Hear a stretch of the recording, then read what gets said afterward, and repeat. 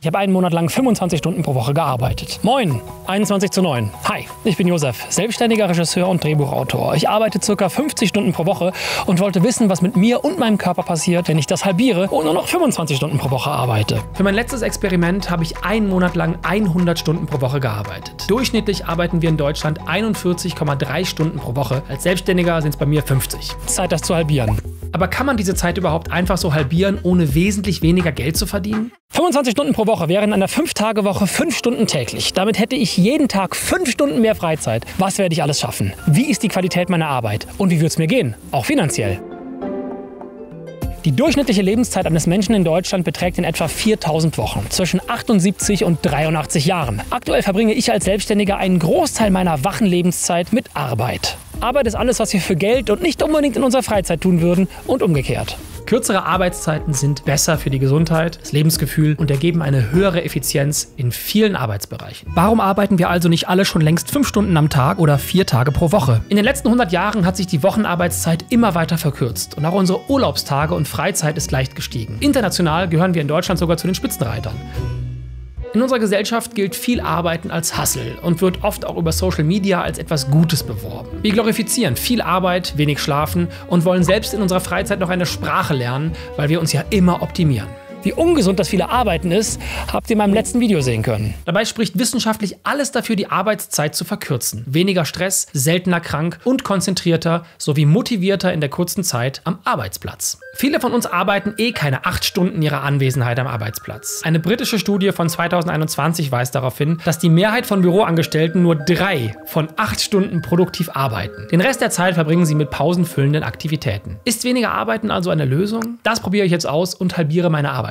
So sieht meine erste Woche aus. Ich habe meine Aufgaben in der Woche nicht halbiert. Nur die Zeit, die ich dafür habe. Guten Morgen. Noch 5 Stunden und ich bin fertig. Super komisches Gefühl. Ich denke die ganze Zeit, ich muss eigentlich doch noch weiterarbeiten. Also entspannt bin ich jetzt gerade nicht, aber das kann jetzt ja noch kommen. Meine Freizeit habe ich heute komplett verschwendet. Ich muss auf jeden Fall viel besser planen, was ich in meiner freien Zeit mache, aber sonst hänge ich einfach nur am Smartphone und doomscrolle den ganzen Tag. Also das war jetzt heute auf jeden Fall so rumhängen auf die schlechteste Art. Am zweiten Tag habe ich am Nachmittag ein Interview auf dem tollen YouTube-Kanal Mastercut. Dafür sind mit Anreise etwa 4 Stunden eingeplant. Das heißt, ich darf morgens eigentlich nur 1 Stunde arbeiten und das ist super seltsam. Das ist wie wenn man am Samstag noch schnell was nacharbeitet. Der Tag fühlt sich wie Wochenende an. Wie ein schlechtes Wochenende.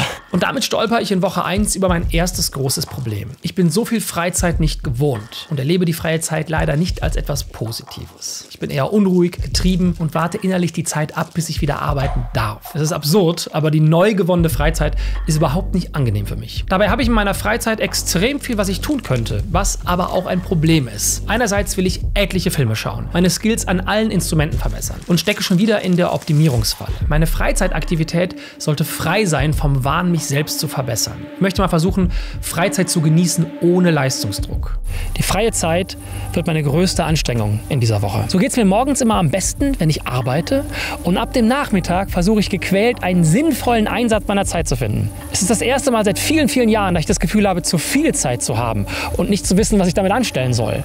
Und mit diesem irritierenden Gefühl endet dann auch Woche 1. Was habe ich geschafft? Alles. Ja, alles. Ich bin in meiner produktiven Zeit tatsächlich konzentrierter und arbeite auch besser. Die Qualität meiner Arbeit ist gestiegen. Ich schaffe in 4 konzentrierten Stunden Drehbucharbeit die gleiche Menge, die ich sonst in 6 bis 8 Stunden umsetze. Und inhaltlich ist die Leistung besser. Wie geht's mir? Nicht so gut. Ich bin unruhig, schlafe nicht so gut und fühle mich ein bisschen verloren mit der vielen freien Zeit. Und finanziell. Da ich die gleiche Leistung in weniger Zeit abliefere, ändert sich hier gar nichts. Nur, dass ich wesentlich mehr Freizeit habe.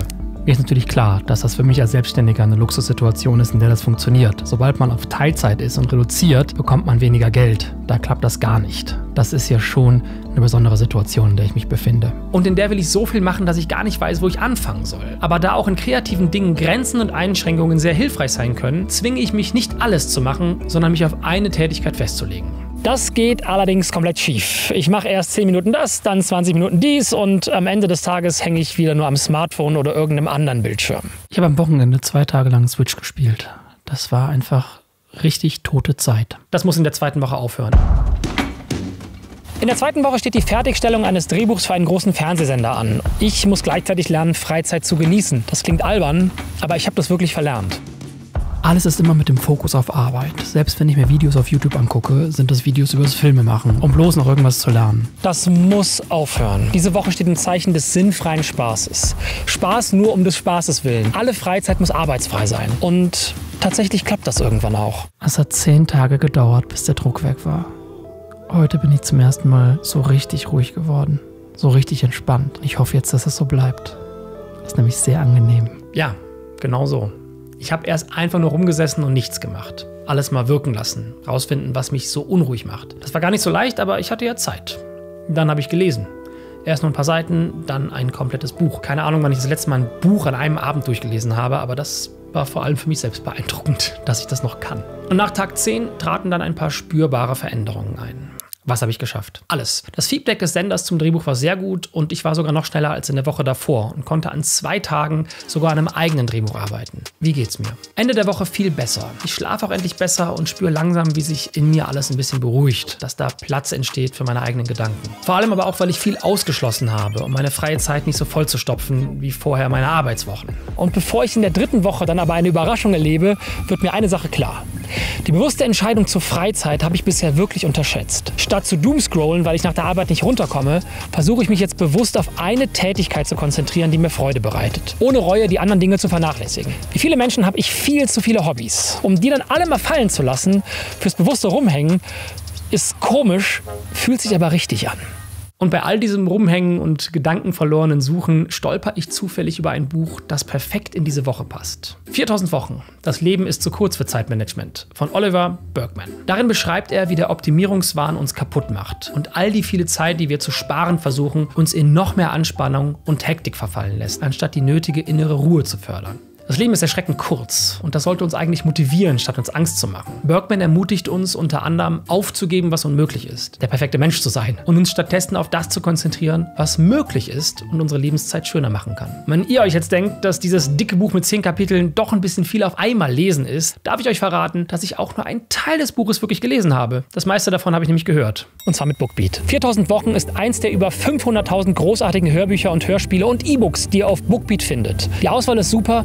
Die Hörbücher sind toll gelesen und genau das Richtige, wenn man die Augen entspannen will. Und das könnt ihr mit dem Code Josef jetzt auch für 2 Monate kostenlos testen. Und neben informationslastigen, tollen Büchern wie 4000 Wochen gibt es dort auch meine Lieblingsgeschichte der 3 Fragezeichen. Der Karpatenhund. Als 45-minütiges Hörspiel oder 4,5 Stunden Hörbuch. Und es ist auch einfach die beste Geschichte der 3 Fragezeichen, oder? Danke an Bookbeat für die Unterstützung dieses Projektes. Und jetzt sprechen wir über Kontrollverlust.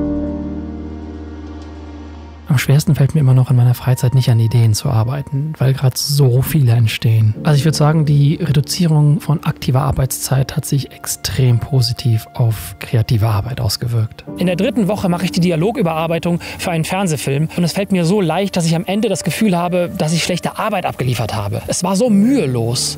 Aber das Feedback des Senders ist überragend und ich bekomme direkt einen Folgeauftrag. Meine Tage fühlen sich wirklich lang an, aber auf eine gute Weise. Mein ganzer Körper entspannt sich zunehmend. Ich schlafe besser und bin insgesamt glücklicher. Das läuft ja schon fast zu gut. Aber in der 4. Woche wird meine Planung... Die 4. Woche stellt mich vor eine Herausforderung. Am letzten Tag des Experimentes gebe ich ein 8-stündiges Seminar für einen Fernsehsender. Heißt, ich muss meine 25 Stunden diese Woche ganz anders aufteilen. Das ist das erste Mal, dass ich meine 5 Stunden pro Tag so richtig heftig überschreiten werde. Ich habe ein bisschen Angst, mitten in dem Seminar einen Blackout zu haben oder super müde zu werden.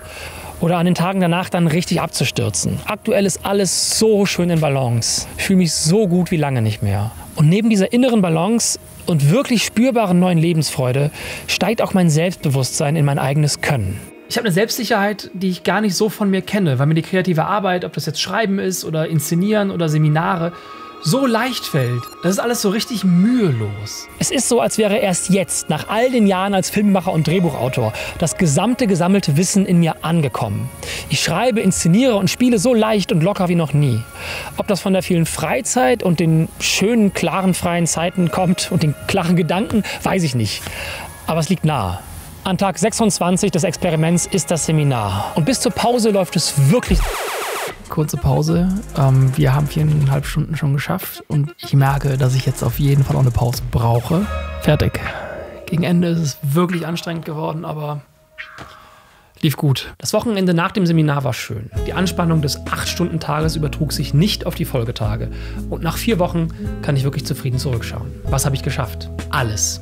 wie ist die Qualität meiner Arbeit. Mit jeder Woche besser geworden. Meine Arbeitszeit ist intensiver geworden. Das heißt, ich arbeite auf jeden Fall konzentrierter. An schlechten kreativen Tagen passiert mir es natürlich trotzdem, dass ich viel prokrastiniere. Aber es ist insgesamt weniger als vorher. Wie viel Freizeit können wir uns leisten? Ich glaube manchmal ein bisschen mehr, als uns klar ist. Denn die Entscheidung, bestimmte Freiräume zu schaffen, sorgt dafür, dass uns andere Dinge wieder leichter fallen. Natürlich gilt das nicht für alle und alles.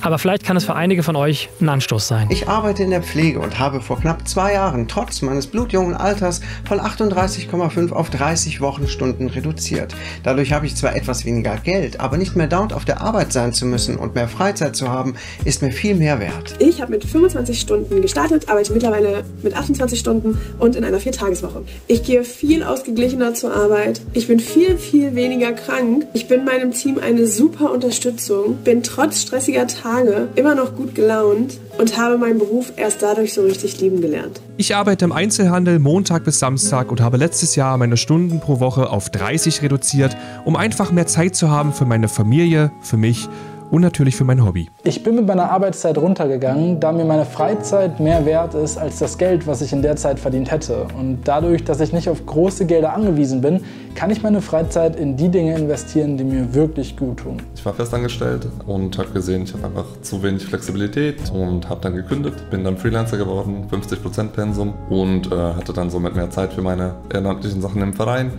und auch für meine Buddies sonst auch noch weiter. Ich hoffe, das war jetzt kurz genug.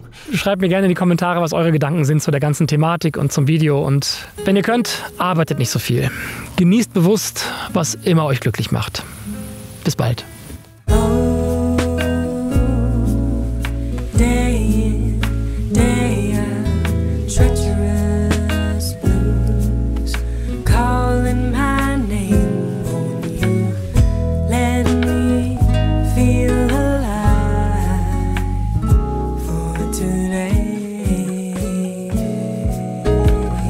Whatchamacallits is calling. Freedom is frolicking. Autumn-lined streets with the leaves and the trees start falling. I'm calling me. Gnome as odd as an ottoman. Without a couch, you can call a friend. Calling my friends when I wanna find peace inside all of this constantly.